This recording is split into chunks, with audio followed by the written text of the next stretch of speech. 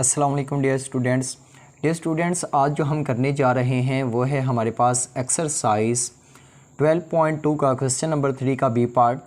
इससे पहले हम क्वेश्चन नंबर 2 का ए पार्ट कर चुके थे, क्वेश्चन नंबर 3 का ए पार्ट कर चुके थे। तो आज हम उसका कर रहे हैं पार्ट बी। पार्ट बी में उन्होंने हमें कॉन्फिडेंस जो इंटरवल दिया है वो दिया है 90।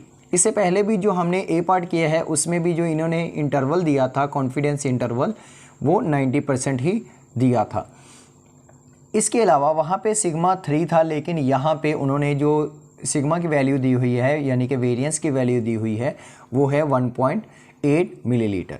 अब क्या करना है कि जब आपके पास वेरिएंस की वैल्यू गिवन है तो आपने डायरेक्ट जी टेस्ट की तरफ मूव कर जाना है। अगर नहीं गिवन तो आपने क्या करना है, अगर आप नहीं जानते तो फिर आपने देखना है कि जी टेस्ट लगाएं या टी टेस्ट लगाएं। उसके लिए आपने क्या करना है, उसके लिए आपने देखना है कि अगर n की वैल्यू ग्रेटर देन 30 है तो आप जी टेस्ट ही अप्लाई करेंगे, और अगर जो n की वैल्यू है वो इज इक्वल टू 30 है या स्मॉलर देन 30 है तो आप टी टेस्ट की तरफ मूव कर जाएंगे।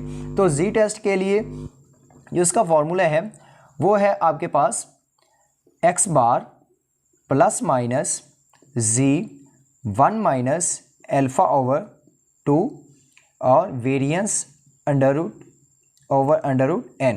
अब आपके पास वेरिएंस की वैल्यू तो है, उसके बाद आप कॉन्फिडेंस लेवल भी है तो आप जी की भी वैल्यू निकाल लेंगे, लेकिन हमें जो निकालनी है वो एक जी की है और एक x बार की है जो हमारे पास नहीं है, जो हमने वैल्यूज़ निकालनी है। n की भी है, वो हम नंबर काउंट करेंगे, 8 हैं तो हमारे पास n की वैल्यू भी आ गई। अब सबसे पहले तो हम वैल्यू निकाल लेते हैं x बार की। x बार के लिए जो फॉर्मूला है वो है समीशन x ओवर n। अब समीशन x क्या होगा, समीशन x हमारे पास ये जितनी भी x की वैल्यूज़ हैं इन सबको हम ऐड करेंगे तो हमारे पास समीशन x आ जाएगा। तो इन वैल्यूज़ को ऐड करते हैं तो देखते हैं हमारे पास आंसर क्या आता है। मैंने वैल्यूज़ ऐड करके रखी हुई हैं, उनका आंसर आता है 3840 डिवाइडेड बाय नंबर्स कितने हैं, 8 हैं। तो इनको कट करें तो हमारे पास जो आंसर आता है वो आता है 480। मतलब क्या है कि हमारे पास जो x बार की वैल्यू आएगी वो आएगी 480, जो है वो किसकी वैल्यू है, x बार की जो हमारे पास वैल्यू आई है वो है 480। अब ये तो हमने निकाल ली है, जो हमने एक यहाँ से निकाली थी। अब रहेगी ये जी की वैल्यू। जब हमारे पास कॉन्फिडेंस लेवल है वो 90 है तो हम क्या करेंगे, 1 minus alpha is equal to 90%। अब इस परसेंटेज को आप कन्वर्ट भी कर सकते हैं, 1 minus alpha is equal to 0.90 आ जाएगा। तो आपके पास जो अल्फ़ा है ये इस तरफ चला जाएगा, प्लस में हो जाएगा, और ये जो प्लस का इस तरफ आके माइनस हो जाएगा। 1 minus 0.90 is equal to alpha. अब अल्फ़ा की वैल्यू जो आपके पास निकलेगी वो निकलेगी 0.10। यहाँ से भी आप देख सकते हैं और डायरेक्ट भी आप देख सकते हैं कि अगर 1 minus alpha is equal to 90% है तो आपके पास जो अल्फ़ा की वैल्यू आएगी वो 0.10 या 10% आएगी। अगर 10% 90% है तो अल्फ़ा की 10% है, अगर 85% है तो अल्फ़ा की 15% है, अगर वहाँ पे 80 है तो यहाँ पे 20 है, अगर 95 है तो अल्फ़ा की 5 है। तो परसेंटेज में फिर आप उसे बाद में कन्वर्ट कर दें। अब क्या करना है, आपने अल्फ़ा को 2 पे डिवाइड करवा देना है, तो 0.10 डिवाइडेड बाय 2 तो आपके पास आ जाएगा 0.05। अब ये 0.05 आपके पास किस चीज़ का आंसर आया है, अल्फ़ा बाय 2 का आंसर है 0.10। अब आपने वैसे करना क्या है, आपने करना है कि 1 में से अल्फ़ा ओवर 2 का जो आंसर है वो माइनस कर देना है जी की वैल्यू चेक करने के लिए। तो आप करेंगे 1 माइनस 0.10,